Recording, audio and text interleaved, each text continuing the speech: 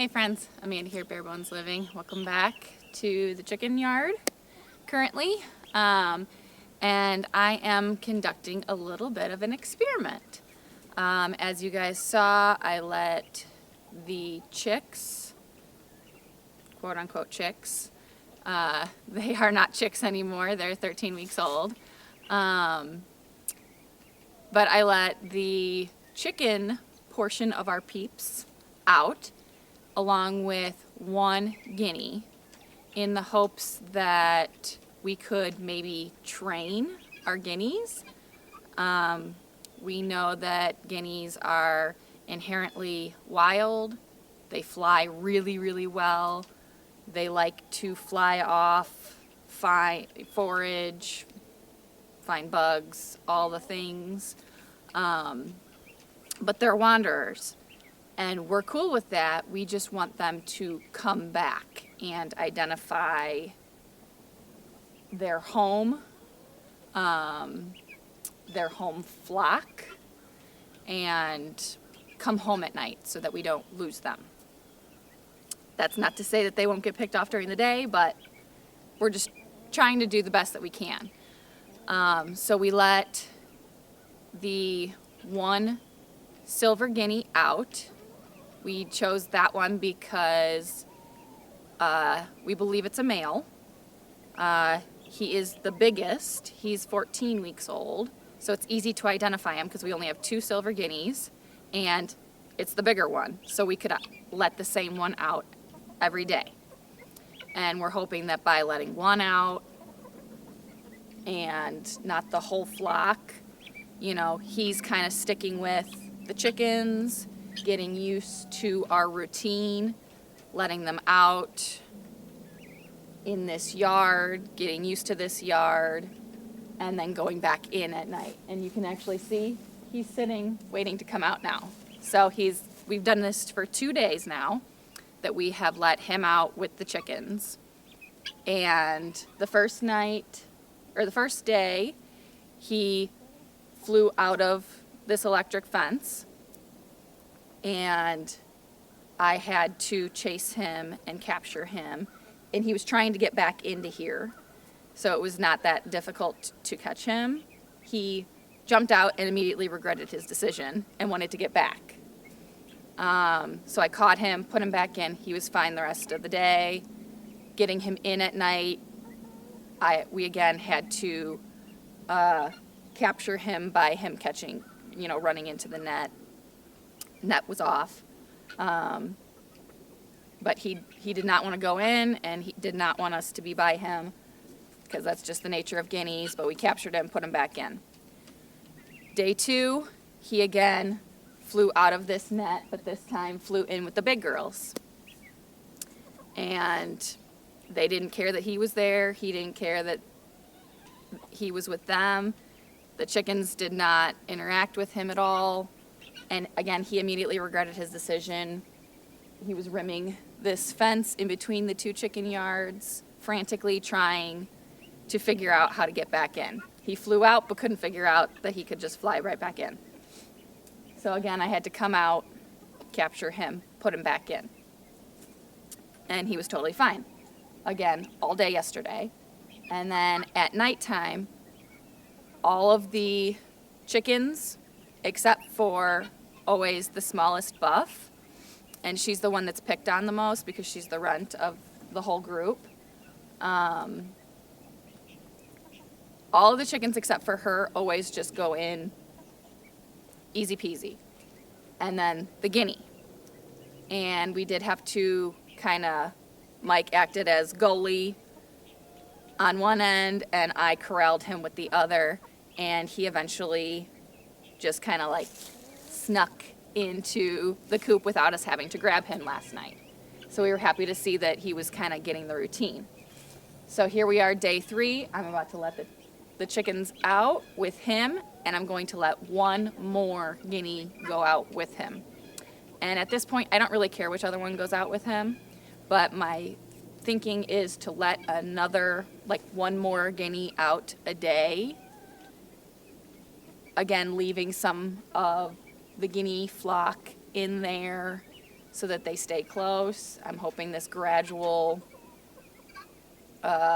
letting out, letting in kind of a deal really brings home this flock mentality, and that this is their home. Don't fly away from your friends, all that stuff. So I don't know if it's going to work. I don't know if it's all voodoo, but we're going to see how it goes. So again, I'm going to feed the guineas just like I did every other morning. Fill the feeder. The guineas will all eat at the feeder. The chickens will all come out. And yesterday morning, the guineas were a little bit more adventurous and wanting to come out. I also have some scraps here that I'm going to put in the grass for them and see if they are interested in any of that. And we'll just kind of see what happens.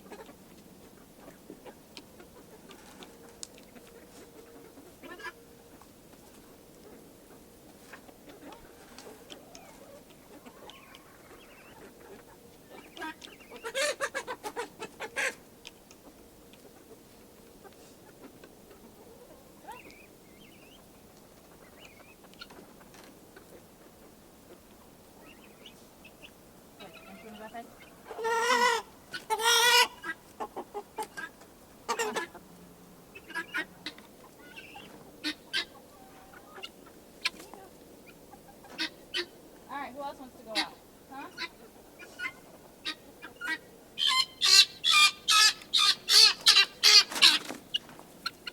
Good Lord.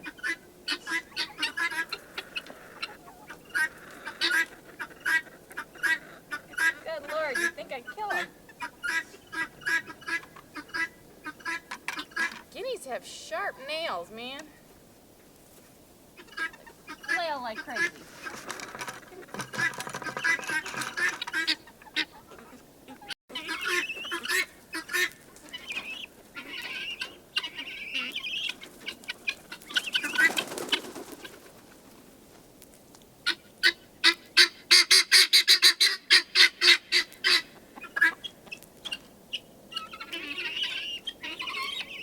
Well, this ought to be good. That's a male guinea that just flew in with the big girls.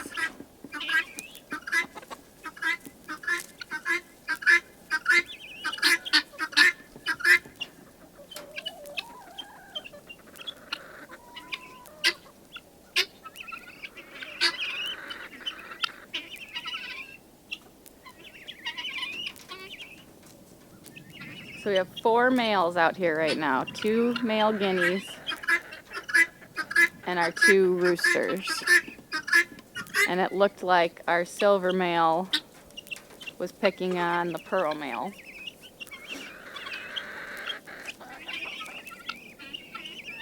And now that they have space to really assert dominance in that coop, I am fairly certain that we have only 2 females. Our other silver, I believe, is a female, and one of the pearls is a female, and I think everybody else is a male, to the best of my knowledge. But when they're all living in that small, confined space, they don't really get a chance to tussle or fluff their feathers or show dominance because they're all kind of such in close quarters. I think that's why they're getting a little bit more aggressive out here.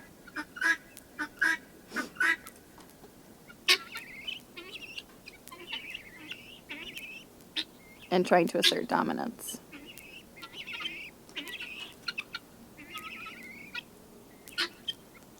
And I did turn back on the fence.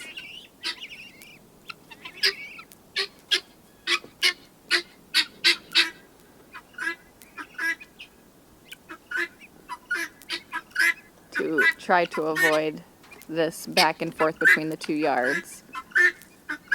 And the guineas are realizing that it's on. But as you can see, they can fly over it fairly easily.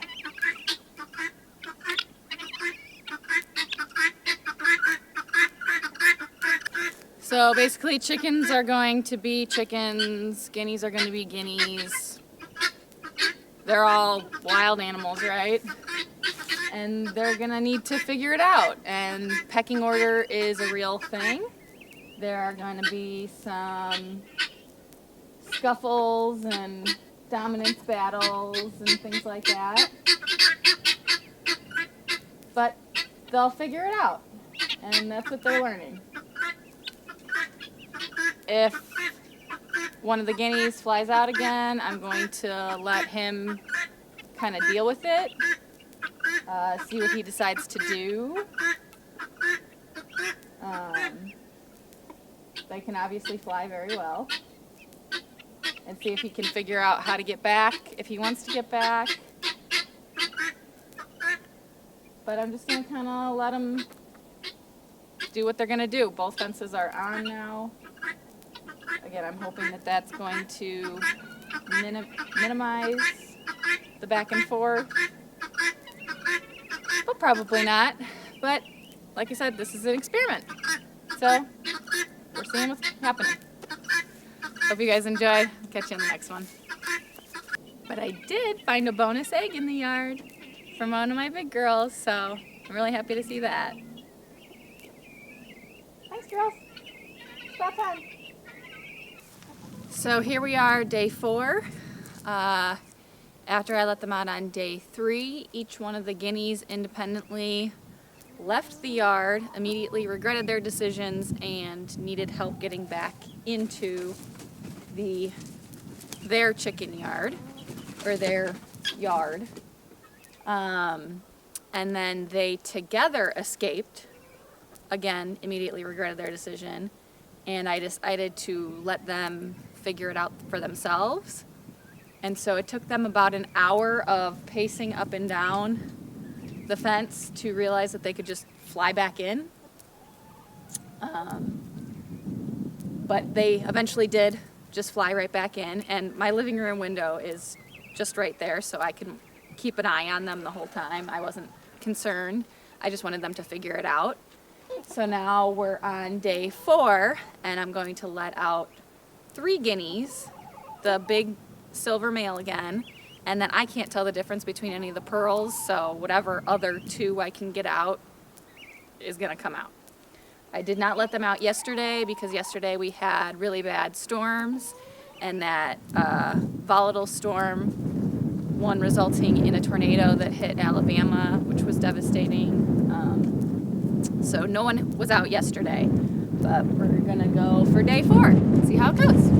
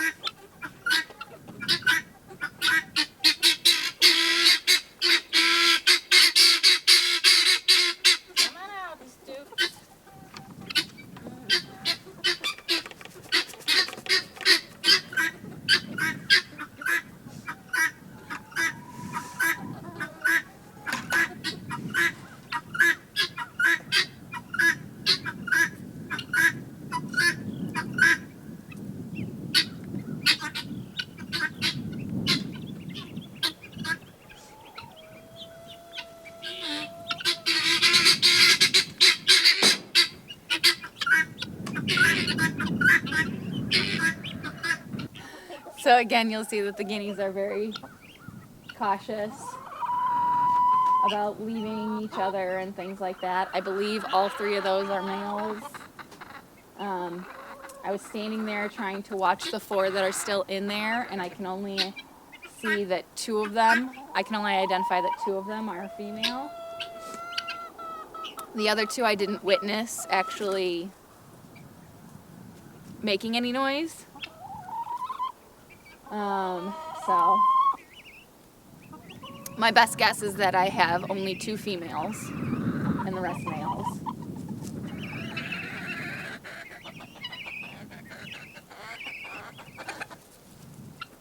But yeah, look, my guineas are bullies. I don't know if it's a size thing or what. But we'll see how today goes, and then I think today is Friday. Since we missed yesterday, we were gonna let them out one more time, just letting another one out, having 4 out and 3 in, but since we missed out on yesterday, I think tomorrow's gonna be rainy again, so maybe Sunday. We'll just let them all out. We're just trying to get them used to going back in at night and kind of following along like ducks. But so far so good. And I just wanted to show you guys this. I don't know if you can see the difference here, but you can see, at least I can. Definitely I can with the naked eye, and I'm pretty sure you can see it on this camera too. The power of chicken poop. Look at how green that grass is. This side, where it's really green, is where our big girls were and where we were moving them constantly, and then where that hay is, that's where the Peeps coop was. So that's going to take a little bit more time because they sat there pretty much the whole time. But isn't it green and pretty? Chicken poop's awesome. All right, so here we are on day, what is it, 4, 5? I can't remember. I lost count. But it's Saturday now, and we're home, and I'm going to let everybody out, and what we're gonna do is, oh, we forgot to grab the rock. We're going to open up the big coop and prop the door open so that they can just come and go as they please. And yesterday, I was actually able to, with the 3 guineas out and all the chickens, I was able to put everybody away by myself. And every other night, I had Mike helping me. But the guineas actually, they're not very smart, but they went in very easily once they realized that the door was propped open. Otherwise, I just kept running past it. But yeah, we're gonna let everybody out today, so I'm excited, and I hope everyone goes back. We still had that big silver guinea, likes to get out and then just like pace like crazy. But other than that, everyone kind of behaved and it worked out well.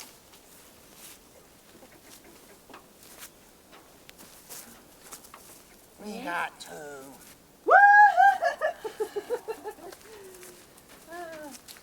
We're gonna need to, oh no, we're leaving it open so they have all the water in there. Well, that's not plugged in, it makes it frozen. This one was frozen. Like dumping in the water bowl. Alright, come on guys. Come on everybody. Come on out everybody. Come on. Come on.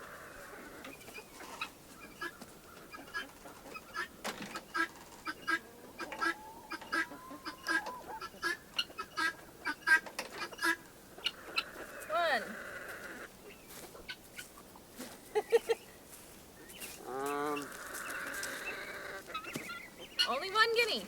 Come on. Chickens. Whoop.